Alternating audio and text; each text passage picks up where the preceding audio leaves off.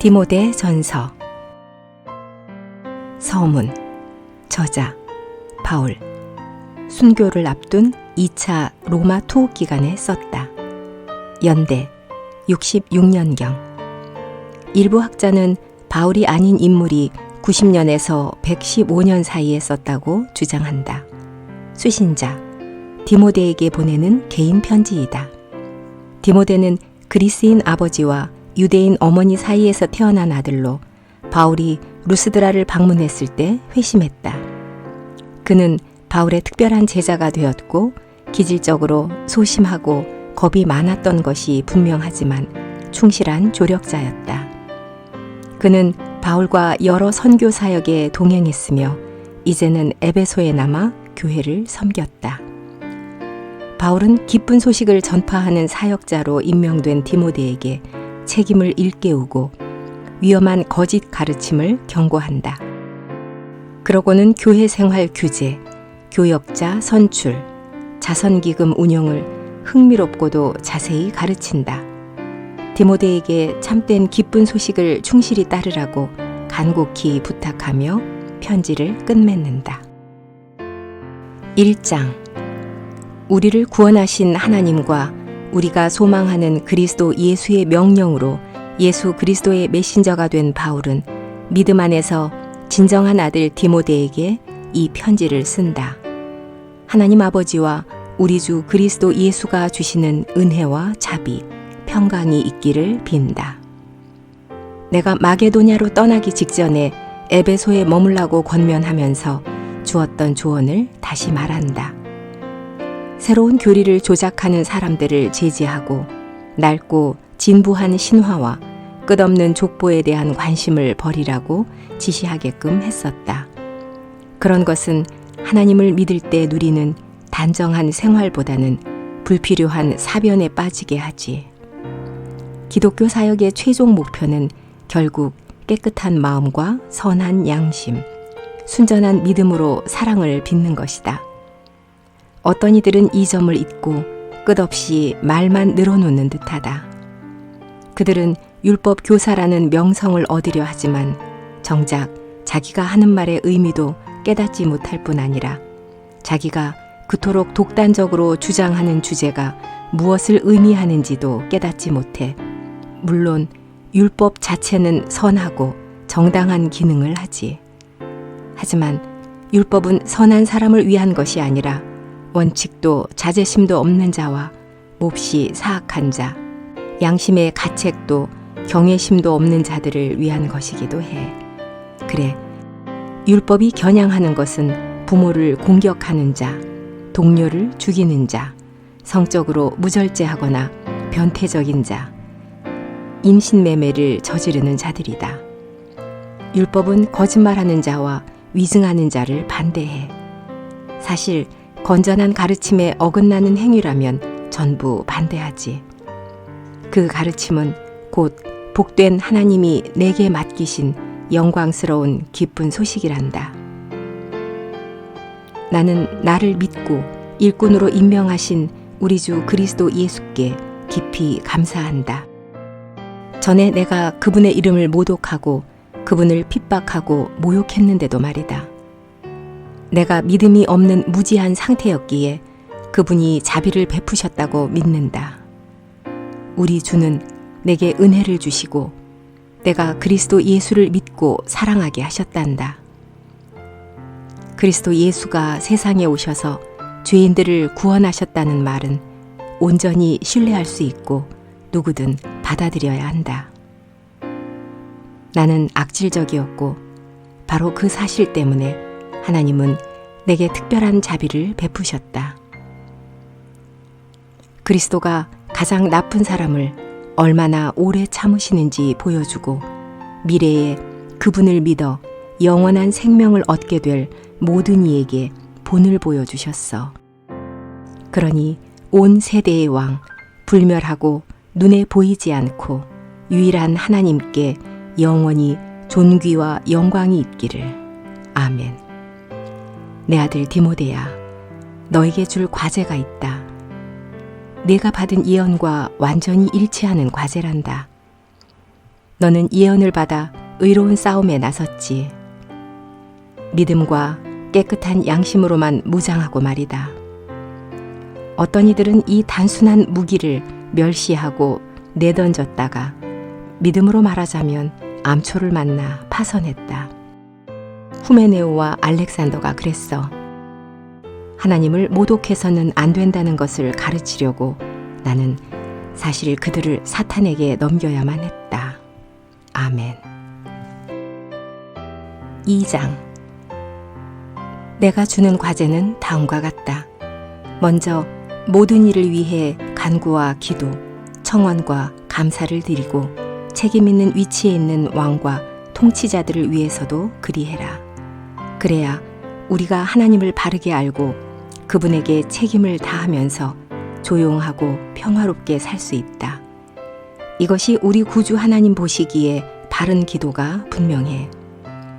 그분의 목적은 모든 사람이 구원받고 진리를 아는 것이니까.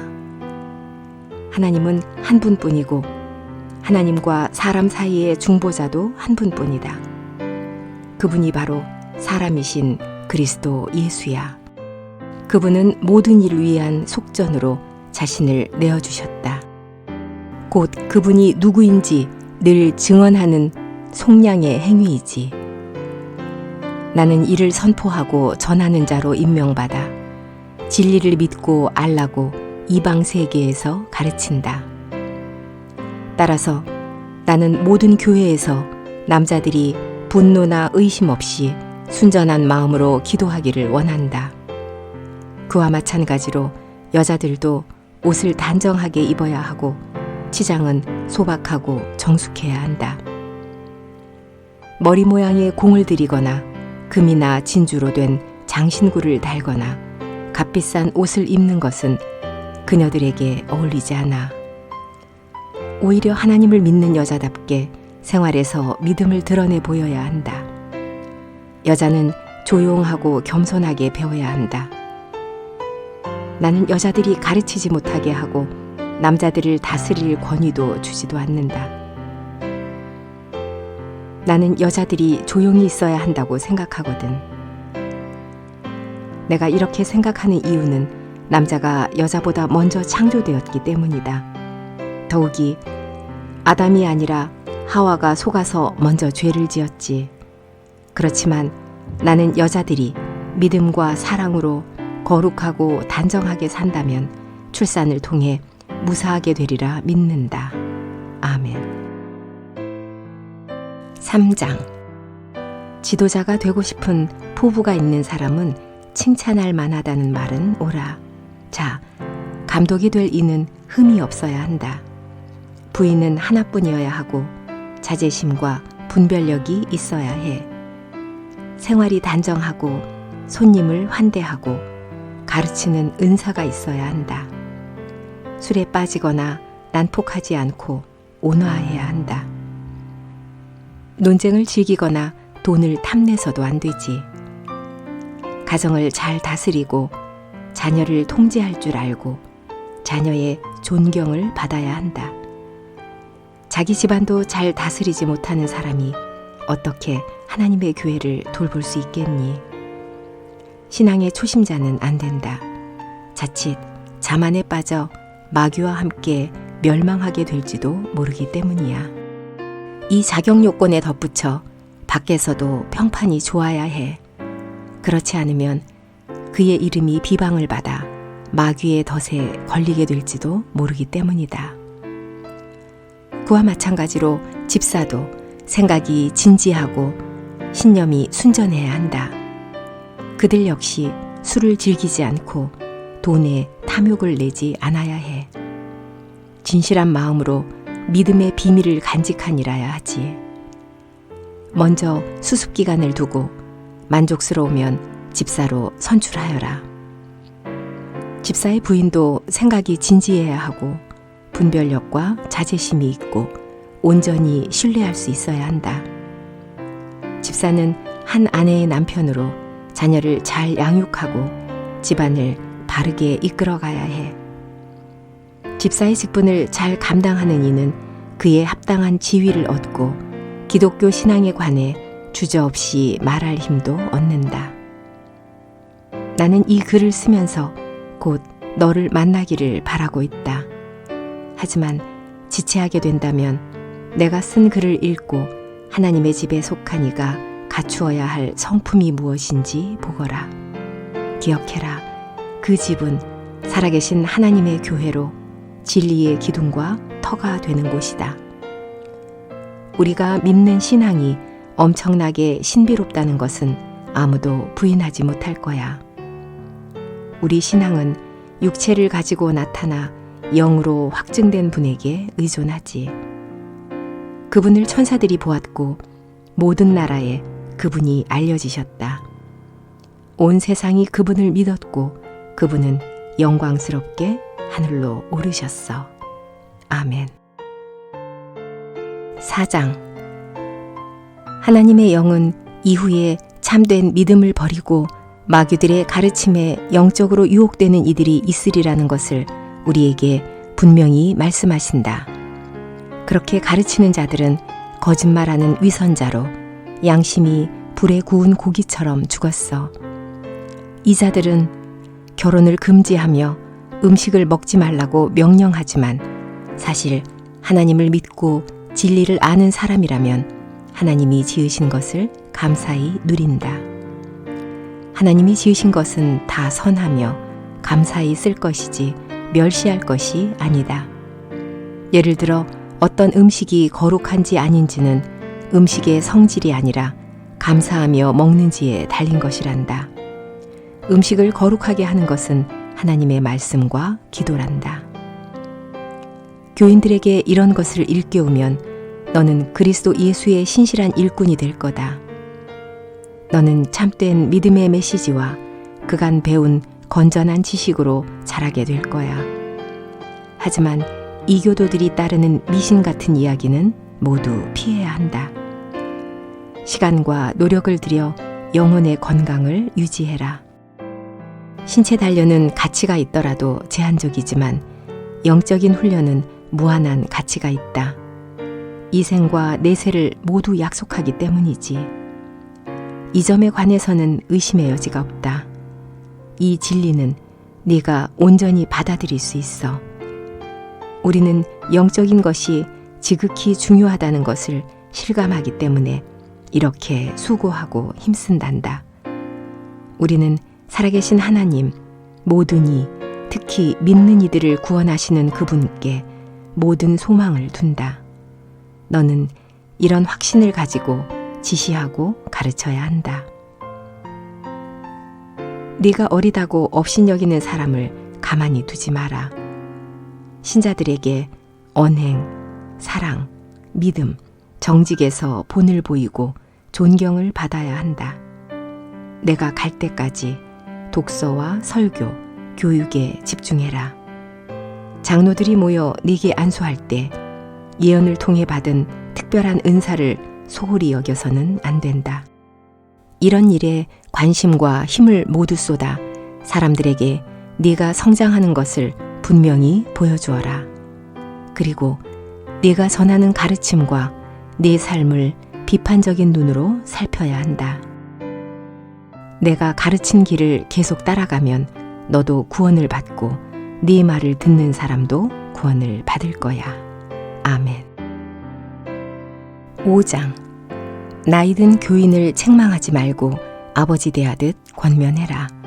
젊은 남자는 형제처럼 대하고 나이든 여자는 어머니처럼 대해야 한다. 젊은 여자는 순전한 마음으로 누이를 대하듯 해라. 세상에 정말 홀로 남은 과부들을 세심히 배려해야 한다. 하지만 과부에게 자녀나 손자, 손녀가 있다면 그들이 자기를 기른 부모를 제 집에서 부양하여 신앙의 진정성을 드러내야 한다. 하나님은 그런 섬김을 기꺼이 인정해 주신다. 그런데 정말 홀로 남아 외로운 과부는 하나님께만 소망을 두고 밤낮으로 그분께 간절히 기도할 거야. 세상이 주는 온갖 향락에 빠지는 과부는 자기 영혼을 죽이고 있어. 그러니 너는 과부들이 비방받지 않도록 이렇게 가르쳐라. 자기 친족, 특히 자기 집에 사는 이들을 돌보지 않는 사람은 자신이 고백하는 신앙을 부인하는 것이라는 점을 분명히 밝혀라. 그는 신앙을 고백하지 않는 이보다도 더 나쁜 자이다. 교회 과부 명부에 오르려면 적어도 60살 이상이고 남편은 한 명뿐이었고 선하게 살았다는 견실한 평판이 있어야 해. 다음과 같은 점들을 물어보아야 한다. 자녀를 잘 길렀는가? 나그네를 환대했는가? 굳은 일도 마다 않고 그리스도인들을 섬기려 했는가? 어려움에 처한 이들을 도왔는가? 한마디로 자신이 할 수 있는 선한 일을 모두 성실히 했는가? 젊은 과부는 명부에 올리지 마라. 내가 보니 자연적 본능이 그리스도를 향한 영적 헌신보다 더 강해지면 재혼하고 싶어 하더라. 그리하여 자신이 처음에 품었던 충성심을 제대로 지키지 못해 그뿐 아니라 남의 집에 자주 들락거리면서 빈둥거린다. 사실 쉽사리 그보다 더 나쁜 상태에 빠져 위험하게 입을 놀리며 수다 떨고 참견하기 좋아하는 이들이 되곤 해. 내 조언은 이렇다. 보통 젊은 과부는 재혼해서 자녀를 낳고 가정을 꾸려가야 한다. 젊은 과부는 우리의 대적자들에게 교회의 평판을 깎아내릴 구실을 주지 말아야 해. 이런 이들은 이미 그들의 손에 넘어가 버렸다. 일반적으로 다음의 원칙을 당연하게 여겨야 한다. 누구든 집안에 과부가 있는 그리스도인은 과부를 위해 할 수 있는 일을 스스로 모두 감당하여 교회의 부담을 덜어야 한다.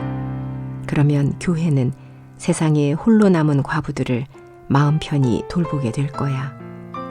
지도력이 있는 장로들은 존경과 적절한 사례를 받을 만하다. 열심히 설교하고 가르치는 장로라면 더욱 그렇지. 성경의 원칙을 기억해라. 소가 곡식을 밟아 떨 때 그 입에 망을 씌우지 말지어다. 그리고 일하는 사람은 보수를 받는 것이 마땅하다. 장로에 대한 고발은 타당한 증거가 없는 한 신경 쓰지 마라. 만약 죄가 실제로 입증되면 죄를 범한 자들을 공개적으로 책망해서 다른 사람들에게 경각심을 주는 것이 좋다. 나는 하나님과 그리스도 예수, 거룩한 천사들 앞에서 엄숙히 명한다. 너는 아무 편견 없이 이 지시들을 따르고 어디에도 치우치지 않는 태도를 취해라. 어떤 사람이든 성급히 안수해서 직분자로 세우지 마라. 그렇지 않으면 다른 이들의 죄에 관한 책임을 네가 질 수 있다. 너는 청결하게 살아야 한다. 참, 물 대신 포도주를 적당히 마셔라. 위장에 좋고 자주 걸리는 병도 나을 거야. 어떤 이들은 죄가 명백하고 심판을 받는다는 건 역시 명백하다는 것을 기억해라. 다른 이들은 죄가 명백하지 않아도 드러나지 않게 늘 따라다닌다.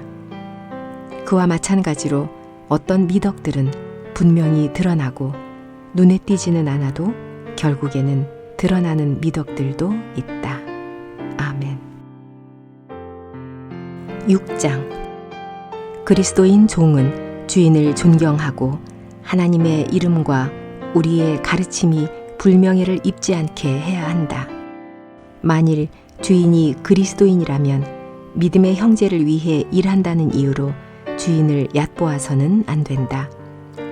사실 주인을 더욱 잘 섬겨야 해. 똑같은 믿음과 사랑을 품은 이를 이롭게 할 테니까. 너는 바로 이것들을 가르치고 전해야 한다. 만일 색다른 교리를 가르치려 하고 우리 주 예수 그리스도가 주신 말씀의 토대를 두고 그분을 본받아 살게 하는 건전한 가르침을 따르지 않는 자가 있다면 분수를 모르는 멍청한 사람이다.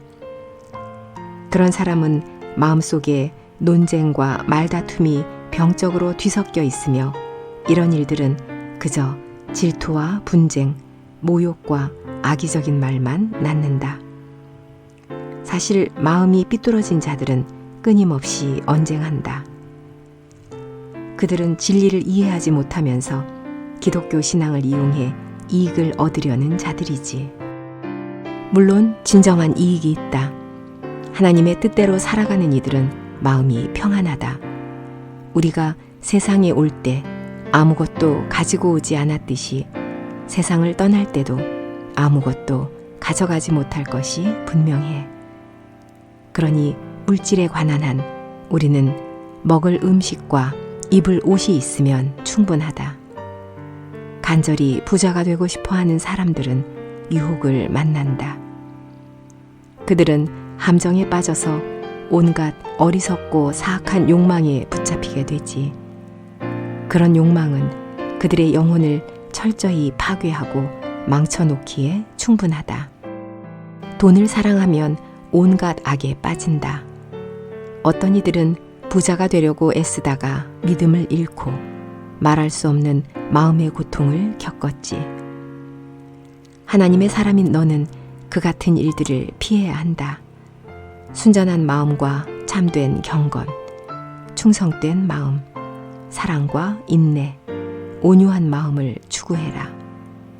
값진 믿음의 싸움을 싸우고 네가 부름받은 영원한 생명을 계속 붙들어야 한다.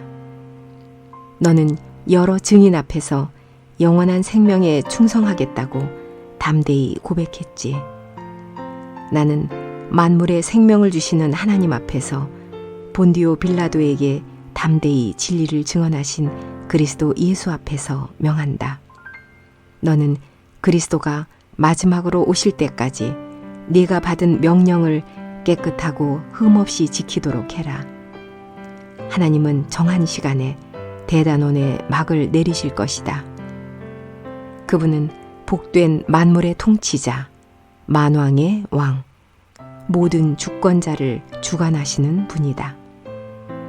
그분은 유일한 불멸의 원천이고 다가갈 수 없는 빛에 계시지.